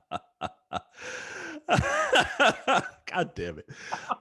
Go to deathpixels.com/Amazon for all of your Amazon purchases. When you do so, you not only get what you want without paying anything extra, you help the show out. My most recent order was a Pete the Cat book. All right. I know who Pete the Cat is, and that's what having a baby will do for you. Go to densepixels.com/Amazon to order all of your Pete the Cat books. So I would expect that people that work in the video game industry would at least have a general understanding of the video game marketplace, and perhaps it's an unfair thing to assume. But apparently, even folks in high-ranking positions kind of don't. So the creative director and writer of Days Gone, John Garvin, went on David Jaffe's podcast. Oh, okay. This makes a lot of sense. A little while ago, yeah. And basically, Jaffe asked him if the game's debut on PlayStation Plus sparked new interest in the title. And here's what Garvin said. I'm going to quote, "I do have an opinion on something that your audience may find of interest in. It might piss some of them off. If you love a game, buy it at full fucking price. I can't tell you how many times I've seen gamers say, yeah, I got that on sale. I got it through PS Plus, whatever. Don't complain if a game doesn't get a sequel if it wasn't supported at launch. It's like God of War got whatever number, millions of sales at launch, and Days Gone didn't. Just speaking for me personally as a developer, I don't work for Sony. I don't know what the numbers are." So my problem with this statement is this. So this came in the wake of the fact that Sony announced that there's not going to be a sequel for Days Gone. Okay. And a lot of the Days Gone fans are a little up in arms about it, and we'll get to them in a second. But John Garvin, to me, doesn't understand how the marketplace of video games works. So he's saying, if you're interested in this game, you should have paid full price for it. And I understand that. But here's the thing, John Garvin. Every single person, and I mean every person who played Days Gone because of PlayStation Plus was never giving you $60 ever. Right. The difference wasn't, oh, I'll pay $60 for Days Gone or I'll get it for free. It was, I'll get Days Gone for free or I won't play it. Like I won't get it at all. Right. Like those were the two options that those people were noodling between. And even people that bought Days Gone at a reduced price for like $30. Again, it's not, I'll wait till it's $30. maybe in that camp you might have a few more people that might wait it out intentionally, but the vast majority of people weren't saying, I'll wait till Days Gone's $30 and then I'll buy it. No, it was, I'll get this because it's $30, or I'm Right. not getting it at all. Right. I- Oh, this is on sale for super cheap. Yeah, I'm buying it. I'll give it a shot. I've heard good things about it. Right. Now I'll give this a shot. And frankly, that, like, as frustrating as I'm sure it is as a video game developer, to see that and to see people play your game for free or get it for super cheap, and that's not helping to do this, that, or the other thing, it's still getting an audience out there for your game and making it more likely that you'll either A, get to make a sequel, or B, just get to make something else. Like, Right. if Days Gone has a long dovetail on it, which the game did, by the way, that's a good thing for the game. And it's frustrating at this point because you might want to make a sequel for the game, and Sony doesn't appear to be interested. And I understand that. But telling people to pay fucking $60 for the game, yeah, if you're hyped for the game, absolutely pay $60 for the game. I'm about to, like, Returnal was not a game on my radar, and I'm now ready to pay $70 for Returnal because the game looks fucking great. Like, money is not going to be a barrier for people if they want to actually play the game. Days Gone didn't fail because not enough people were willing to pay $60. Days Gone failed because you guys didn't make a game that was compelling enough to purchase at $60. Yeah, his quote where he's like, I think the uptick in engagement with the game is not as important as did you buy the game at full price? Because if you did, then that's supporting the developers directly. You should be thanking everyone who has played your game, because that means you now have a larger audience for a future project. And all you're doing is squandering that goodwill by going online and doing interviews by being like, I don't think the uptick in engagement is worth as much as buying the game at full price. Like, these people weren't ever going to give you that money. So why aren't you fostering stronger goodwill with these people so that they are then more incentivized to buy your next project at full price? There's a ton of developers out there who had a game that was merely fine, but wasn't commercially successful, that built a reputation that then went on to make like a fucking tentpole game after that. Marathon wasn't the fucking, bee's knees of video games. That wasn't like this amazing game, but because Marathon was good and because it got them on people's radar, Bungie then got to make fucking Halo. It's not always going to happen overnight. And this was the first big like AAA game that Ben Studios developed, and it was a rocky fucking project from all intents and purposes. And the game that released on launch day was not the game that it is now. And I'm sorry, when you're not in a service-based game, when you are a single player game and you miss that window where you can capture that zeitgeist, you're fucked, man. Like it is what it is. Like, you had a rough development. The game came out, it wasn't up to snuff. It was buggy. It was a little lean on content. It wasn't very fun. It was arduous, and the reviews and the impressions around the game reflected that. And then people fucking moved on, because that's how this industry works. It is nonstop and it's fucking brutal. Mm-hmm. But the fact that your game fixed the bugs and worked out the gameplay and made a game that a lot of people like quite a bit is a good thing. And a lot more people got to experience it because it hit PlayStation Plus. And now, while Days Gone 2 is not on the horizon, Sony, I'm sure, is going to have something for Ben Studios. And this is probably going to be better than what Days Gone was, because now you have the experience of that under your belt as a studio to be able to do that. Yeah, it just comes off as I think I'm trying to understand his point of view, and I think I get it. It just comes off as slightly entitled. It's super entitled and very, very bitter. And I don't know. I don't know, dude. I don't know. Like you all have said, Days Gone was a game that had potential, right? It had potential. It just didn't come out the gate like swinging in a genre that is overcrowded. And right. In if an open world zombie shooter. right, Fucking... like if you're gonna play in that sandbox, like you better bring something to the table, man, because it doesn't. I don't know, man. I don't know. It doesn't help that your game. It doesn't help that your game looks damn near identical to The Last of Us. That's what I was about to say. Like, like, come on, man. Sony Studio, and your big idea for game is a survival-based shooter with not zombies in a post-apocalyptic society. Right. Yeah, look, it's that. I mean, like, I remember seeing the initial trailer for this and literally thinking to myself, this looks like The Last of Us, but worse. And that's what it was. Like, it's I don't know.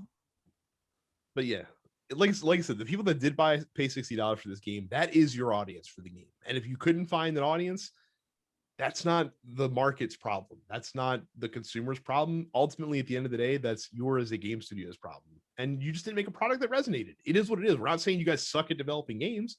Right. We're just saying that your product didn't find its target audience. It just didn't.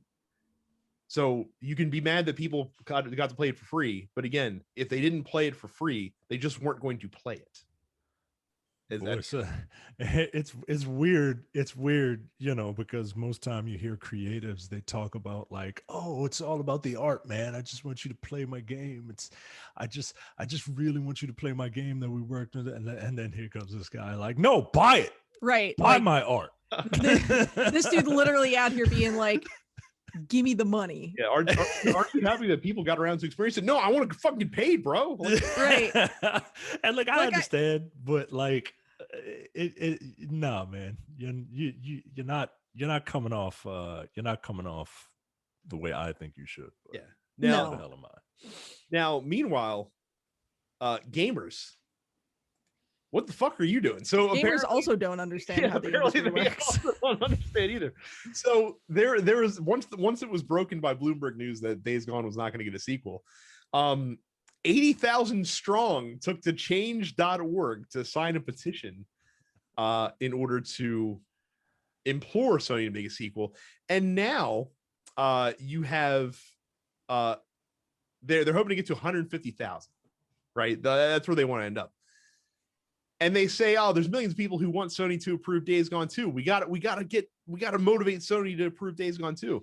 And here's the thing, guys. Not enough you paid $60 to buy this fucking game.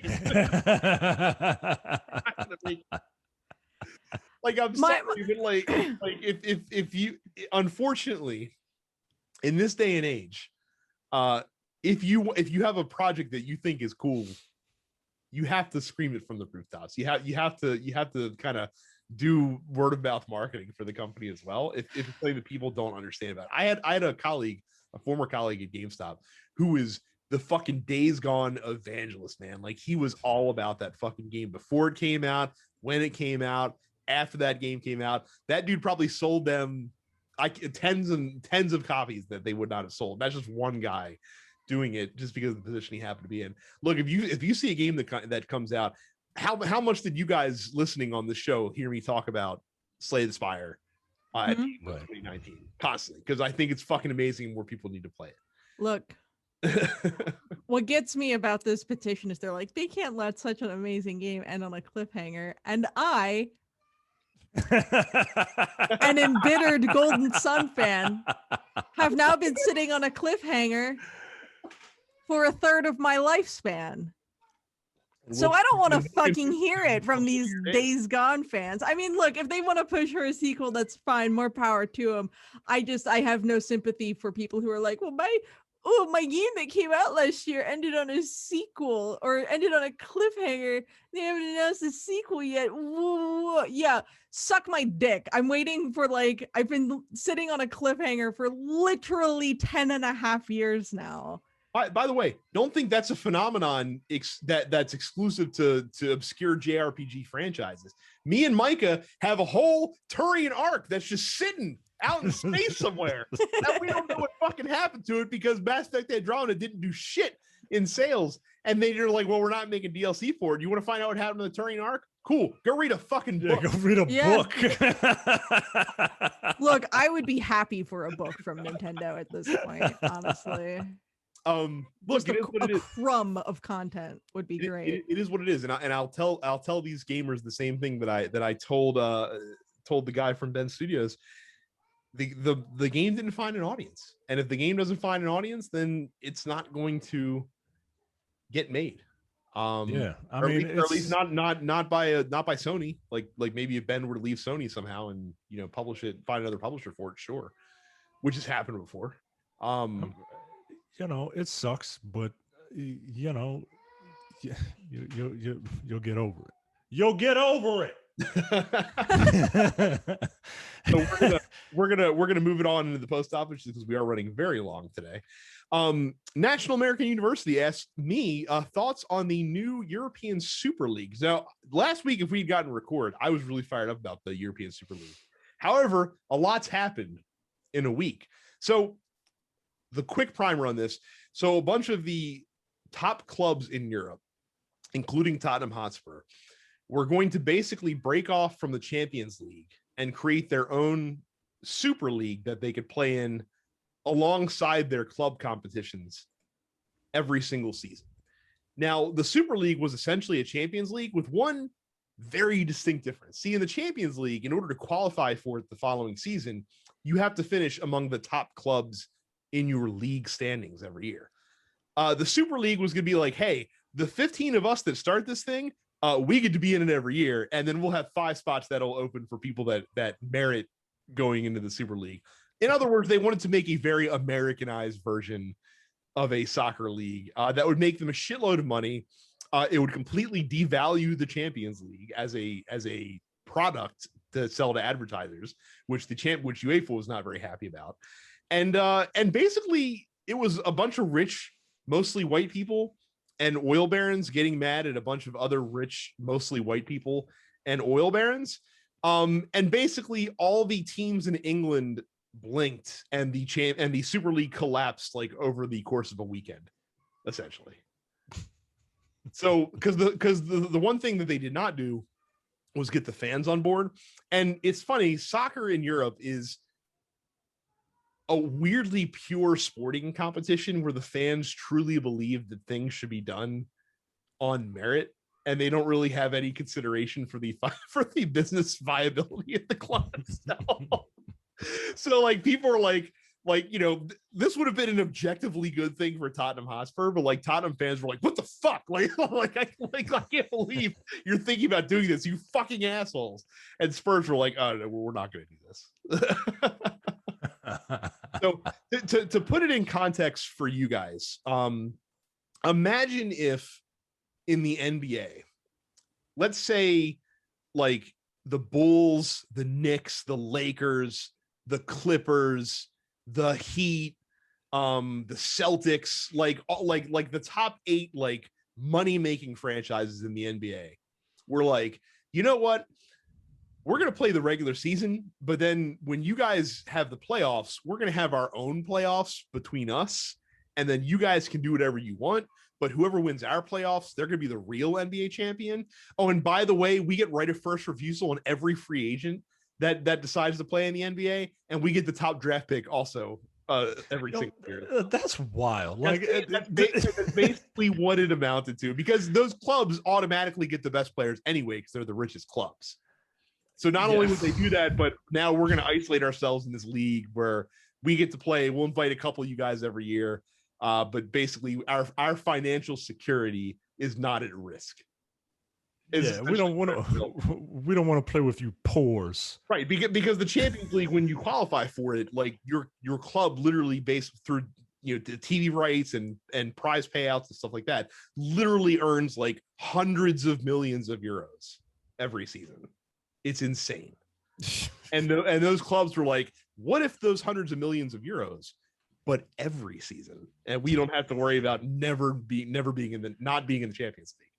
So it was bullshit. I'm glad it collapsed, but I'm sure we'll see something similar to it, or at least the attempt at something similar down the road. Johnny says, do you think Microsoft will go with the full sports rotation and try to land Madden, FIFA, NBA 2K, and NHL as day one downloads for Game Pass this year? 100% yes. I'm looking forward to playing FIFA. Yeah, they're halfway there with EA anyway. Like Game Pass is like EA Season Pass, whatever the fuck that's called, is part of Game Pass. Yeah. I guarantee you they could convince EA to be like, let us release this shit on day one on here. I guarantee you can do it too. The only one that I'd be skeptical about would be 2K because Take-Two Sports is greedy as shit. And they're not going to have. But yeah, I could absolutely see that being a thing, which would be wild, by the way. Let's see. Rev asks for Mortal Kombat 9 just turning 10 years old and revitalizing the franchise. What do you guys credit for why the games are good again? They have real fighting engines. Look, the first couple of Mortal Kombat games, 1, 2, 3 / Ultimate, they weren't good fighting games in terms of like mechanics. Yeah, you could run, but like fights would devolve into just like jump kicks and they tried like dial-up combos but the dial-up combos felt really, really dial-up combo-y. And then the 3D era of Mortal Kombat is just atrocious. It's the worst time for that franchise. Mortal Kombat 4 might be the worst fucking fighting game I've ever played. And one of the Mortal Kombats, they were trying to innovate fatalities, so they did like custom fatalities where you could pull like 8 ribs and 2 brains and rip 4 arms off of people who had 2 arms, and it just wasn't good. And they were trying to innovate, but it felt like they didn't know what they were doing, so they just kind of threw everything into a pot and hoped that something would come out. Then they kind of I don't count MK versus DC, and then they kind of stepped back, retooled. They were like, hey, we got an idea for this story, right? Because fighting games have always had like an arcade mode which had some sort of job story to it. Well, they decided, hey, one of the best things about our franchise is our stupid lore, and they put that into the forefront. And the way they did it was genius, right? Like they force you to pick characters that you don't necessarily play as, to kind of get familiar with it. And then the system was a little better. It's still dial-up combo, but it's closer to Tekken's style dial-up combo than the Mortal Kombat 3's like literal like button dial-up combo. So they just stepped back and retooled the fighting engine from the ground up, and coupled with, and they embraced their lore. Like that's what made those games good. And then they really dug into it, and that's why Mortal Kombat has another dumb movie out, because of the stupid lore. Anyway, Gustavo asks, should American Sports League adopt promotion and relegation systems? They should, because it would make American sports way more interesting and encourage teams to spend more money. They can't because of how American sports leagues are structured. So the only leagues that could feasibly do it currently as things exist would be the NHL, kind of, but most notably Major League Baseball could definitely do it. The problem is that all of the minor league teams are owned by all of the major league teams. So every major league team has a farm system where they send their players to the different levels of minor league baseball. The minor league teams aren't independently owned like clubs that sign their own players or anything like that. Like that's why it can't work. I think it'd be cool as shit if American sports leagues adopted this. You would also not get anyone willing to buy American sports franchises if promotion and relegation existed, because the financial volatility involved would be insane. And if you think that salaries in American sports are out of control now, bring promotion and relegation into the mix and watch the rich just run everything, essentially. Because the one major downside about European football especially is that it's basically an oligarchy where if you're rich, you're probably going to at least do decently. And if you're not rich, it's going to be really hard to ever fucking win anything of tangible, gain.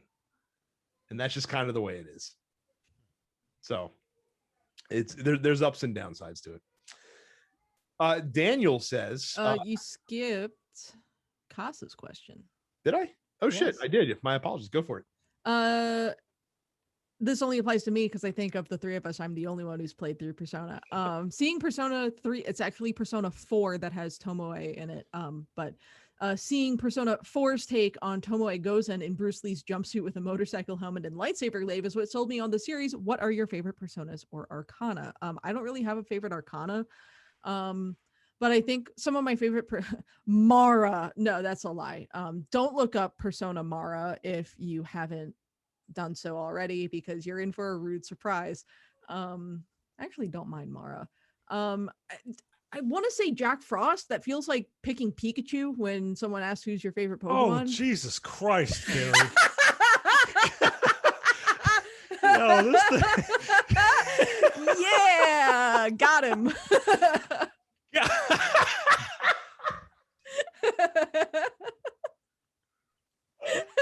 Yo, that's hilarious. Yeah. Oh shit. Yeah, Mara's all right. Mara's a treat. That is something I have never, ever, ever seen. Wow. But yeah, like I like Jack Frost. Jack Frost is sort of like the Atlas mascot, so that feels, again, sort of like picking Pikachu when someone asks who's your favorite Pokemon, but he's delightful. I also really like Huapo and Oberon. I like those fairy looking fuckers, like, and not because I find them particularly useful, I just like their designs. Sarasvati is also really cool. Yeah, there's a lot. And most of these are sort of like demons from the mainline Shin Megami Tensei games that have been brought forward as personas. But yeah, I don't know. There's a lot of cool ones. There's a lot of weird ones, but there's a lot of cool ones. So I didn't know that I thought they were just like random. I played Persona 4 and I played Persona 5, and the only one I really spent like any legit amount of time is Persona 5. But I never thought to even, it never crossed my mind to pay attention to the actual personas, like they might have like personalities and stuff like that. yeah. I guarantee you I would never have forgotten that if I had seen it. Mara doesn't show up until super late game in Persona 5, so that checks out. It's always fun to be in the room for someone's first exposure to Mara. That shit is wild. I'd like, we are not describing Mara on the show. If you want to discover Mara for yourself, you have to discover Mara for yourself, and then you can complain at me in the Discord. Better to come late than not at all, is what I would say. Hey. Let's see here. So yeah, you can put your Mara in it. There you go. There's your title. Daniel says, how long before you sell your old generation consoles? I already did sell mine, so I don't. Carrie will never sell her. No, I'm a filthy hoarder. Yeah, I have no intent on selling my old gen consoles. So I'm lazy. Well, I use the old Xbox as a media device for the downstairs if I have a movie that Jay sends me that I need to watch and I don't want to watch it on a computer. I use that down there. And the PlayStation is right here behind Superman just because I'm too lazy to unhook it. So Black RKO asks, does Randy Orton have enough charisma to do RK Bro? Yes. Wrestling is littered with successful tag teams where there's one straight man and then one incredibly goofy person. I mean, that was the same. They ran the same playbook when Pete Dunne and Matt Riddle were a tag team in NXT. So yeah, and it still won't make me like it because I hate that persona.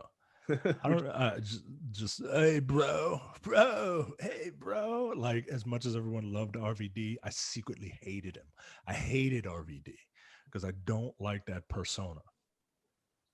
Johnny asked Mass Effect question: would you want to control and actually play as your squad mates like Rex and Liara instead of just using them as quick assists, or that kill the point in Mass Effect by just being Commander Shepard? I think Mass Effect is bigger than Shepard. I would agree. I would like to play them just because of you might lose them, right? Like especially in 2 when it's like, well, if you didn't do this, there's but that goes back to my whole thing with 2 about like if you do their loyalty missions, they shouldn't automatically survive, right? Like it should be a higher percentage that they survive the suicide mission. It would encourage replayability and yeah, I would like to play as those characters, but those characters would have to, but then you would have to kind of limit yourself. Like I feel like Shepard wouldn't be your Shepard. Shepard would have to be like a static character with certain abilities, right? And that's the problem sucks. is that since the story revolves around Shepard in many ways, it doesn't really work not controlling him. It would be cool to see a Mass Effect game that maybe doesn't have a central main character where you could freely swap your party out, though. That'd be interesting. EV Gamer asks, what promotion will Kenny Omega appear in next to steal their title from their top wrestler? Probably Ring of Honor, right? Like I just see this alliance of wrestling companies trying to unite to get a fifth of the WWE's like buy rate. I don't know. or make a fifth of their revenue in the course of a year. That would be a hilarious gimmick if Kenny Omega just became like a heavyweight boxing champion, essentially. Just had like 5 different titles that he rolled around with and unified them all. Funny as shit. Let's see here. Ant says, what age and how did you get introduced into pro wrestling? I was 13 because my neighbor across the street got into it and came along for the ride. So I was younger. I was in like single digits. It's because my grandmother was into wrestling and she loved it. And I remember at one point she put me in the camel clutch. She really loved it. And she liked the Iron Sheik. She thought he was funny. So yeah, my grandmother got me into it and at a very young age. I think I was 8 or 9. A kid who I rode the bus to school with would play Pokemon with. He had an N64 and he had like one of those N64 wrestling games, and I was basically like, what is this? So that's that, and then we'll end it with Leonardo, who says there's no way that the 95 Mortal Kombat movie is better than the new one, right? The people crying out that the character arcs in the 95 Mortal Kombat are ridiculous, right? Have you seen Mortal Kombat yet, Micah? Oh yeah, I've seen it. Yeah, I've seen it. It's fine. It's fine. It's fine. It's got stupid dialogue. You see the people, do the moves. If that's all you care for, to see Kung Lao do one of his classic Kung Lao fatalities, like if your barrier for entry is just on the ground, like I just want to see Kung Lao do his teleport and what's his name, throw a fireball, you're probably gonna love this movie. If you're into like storytelling and the things that make movies unique, you're not gonna get it. Like the stories in the games are better and they're longer so they can like do more. but they're written better too. You know what I mean? Like at one point, one character says flawless victory. Like, all right, yo, all right. just shut up. To be fair, they did that in the 95 Mortal Kombat. Exactly. Like, and it's not, and that was not good. Like, I liked that 95 movie, and this movie is fine, but there. Is this movie like the modern equivalent of what the Street Fighter movie was back in 1994? No, the Street Fighter movie knew what it was, and it's having fun. This is trying to be serious? Yeah, this is trying to be serious. Like there's a character who's comedic relief. He's Kano, right? Kano's really funny in the movie. But they are playing it straight, man. They are taking it incredibly seriously. The blood feud between Scorpion and the first Sub-Zero is real. Like they are playing it straight, man. But it's weird because the tone is kind of, Mortal Kombat has always been like kind of winking and nodding. You know what I mean? Like it knows what it is. Whereas this movie thinks it knows what Mortal Kombat is. And it's just playing it a little too straight. Like I need you to have a little bit more fun. Plus, certain things just don't make sense, right? I don't. They started introducing fucking time warping and everything like that to the story. Yeah, exactly. Like it's fine, it's fine, but I wouldn't say that the old movie is better than this movie, but in terms of. That's not a high bar to clear. You know what I mean? Yeah, I would agree. I mean, the 95 movie is the 95 movie bad, is but it's just atrocious. So. And then the first one is an abomination. I mean, the second one is an abomination. Yes, the first one's at least watchable and you can have fun. But yeah, the first one is the Street Fighter 1994 movie of the Mortal Kombat franchise. There you go. So that's it for a supersized 10 Pixels. Make sure supersized 10pixels.com/fans to join our Discord. Subscribe on wherever you get your podcast. Subscribe to us on YouTube at youtube.com/10pixels, and then follow us on Twitch. I'm 10pixels Brad, Terrence is Apparition 410, and Carrie is Suffix Carrie. Quick aside before we leave, the Baltimore Gamer Symphony Orchestra Spring Show is on May 22nd at 8 p.m. You can learn more at facebook.com/BaltimoreGSO. Awesome. All right. Thank you guys very much for listening and watching. We'll see you all the next time. Thanks. See you. You're watching the Dense Pixels YouTube channel. Click the subscribe button while you're here and make sure you check out our weekly podcast where we discuss the latest gaming news and our impressions on what games we've been playing.